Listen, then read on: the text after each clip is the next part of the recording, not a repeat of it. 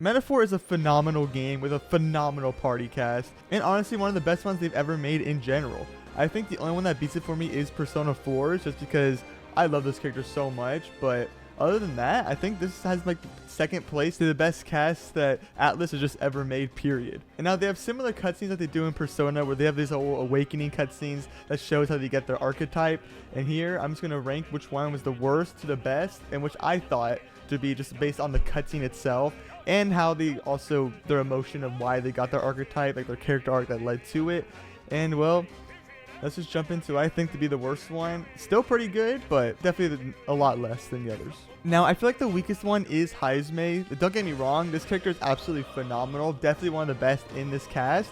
But I feel like his awakening cutscene alone was just not that powerful compared to the others. Because his whole arc with his child and how he has to get through his past and just keep pushing forward kind of doesn't really shine inside of this as well as the other ones, more inside of his actual confidant rather than this, where this felt like more was like a random moment for him to awaken his archetype rather than the one that he should have deserved in like a better scenario. But yeah, for the most part, I feel like his characters didn't really shine in this awakening scene alone. They could have done it a little bit better than just making it him talking to some random person that just runs away and has no real significant value. Sometimes the go-to characters has to have a bad scene. I guess it's not really bad, but definitely not as powerful as all the rest of the awakening scenes for sure. And now this already starts getting really tough because I love the rest of these awakening scenes. I think they all are just absolutely phenomenal.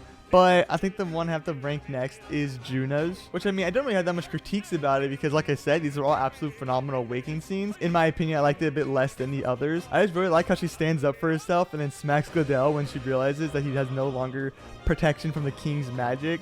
I just find it funny that the first chance she has to finally get revenge on this person, he just goes for the straight up smack, and it's amazing. I love it so much. And also how she belittles him by saying how he can't even fight by himself. He has to use this dog because she knows that if he tried to actually 1v1 the main character, he would lose. I find it to be funny how she really just stands up for herself for this one scenario when she knows that she definitely has the upper hand here because he does have the king's protection, so they're gonna win.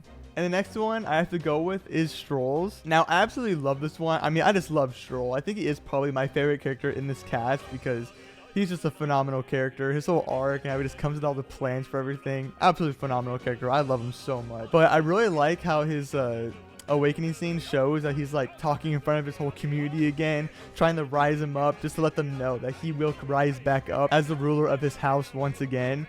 And it's just absolutely phenomenal. And the reason why I love this one even more too is because his voice actor absolutely kills it in this scene.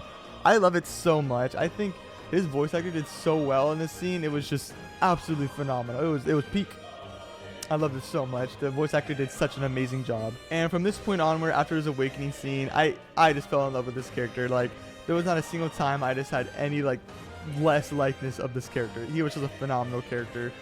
And this awakening scene really shined how he's going to come back as the ruler of his house. 100%. And now for the third best, I have to go with Yufa's. I think this one is honestly just so good. It like changes her entire perspective from wanting to die to sacrifice herself to now protecting her people with her life instead, but in a way where she's alive, not, you know, literally with her life, because she was really trying to sacrifice herself for her people, but then she realizes that her god is really just like some crazed dragon and that sacrificing herself wouldn't really do much for her people. And it's honestly just great how Hulkenberg really just like shows that and just drills that into her head that she needs to live on and fight to protect her people and not just die, and the dragon can still rage on at any moment. They won't even know if it'll 100% work. It was just phenomenal to see how she went from wanting to sacrifice her life to save her people to now she'll protect her people with her life, but, you know, won't actually die. It was just an amazing thing to see how she wanted to live after this and didn't want to die. And even though at the beginning of the cutscene, she was just like really showing to them that this is the only thing her life has meaning, that sacrifice herself for her people. And at the end of the cutscene shows that she's going to live on and she wants to protect her people through her life, not death. It was just an amazing cutscene. I loved it so much. Also, Yufa, she's the best girl in the game. She's just, I love Yufa so much. Just only there was a dating option. And now the next one I have to go with is Hulkenberg, which is honestly is absolutely phenomenal. This one is what really shines her character. She's been going through the world, not realizing that the prince is actually still alive. She thinks that he's dead, and all because that she couldn't protect him. And in this scene, Grius came back to life from the necromancer, and she was just thinking that this is her final punishment for not being able to protect the prince, and that she deserved death in this moment. But then Will comes in and tells her that no, the prince is still alive and they need to kill Luis to lift the curse from the prince to finally be able to make him live once again. And then from that point onward, Hulkenberg, just through those words alone, she completely had a different outlook on life. She completely wanted to live. She didn't think that her life had no meaning anymore.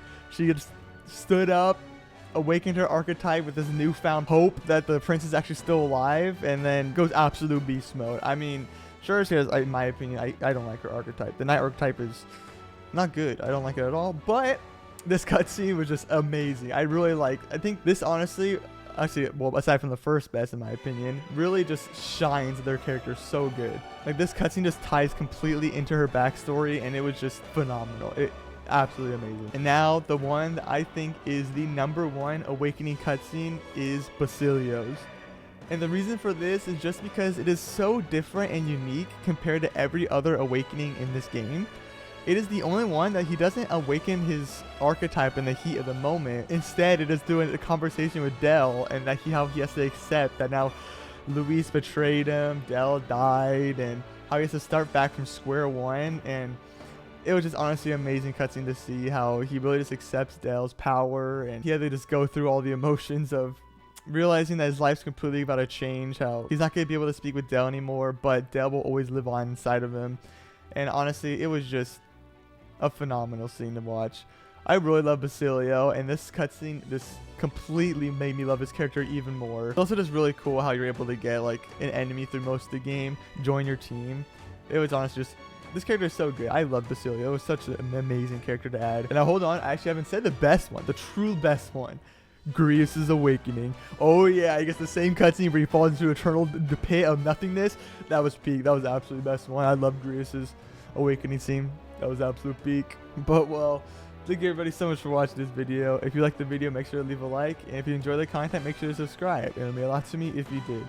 But now I'm gonna go back to hoping they announce metaphor simile edition so that I can play the game again. Sure, most people will be mad because they don't want that, but hey, an excuse to play metaphor again is always a good opportunity for me. But yeah, bye bye everyone.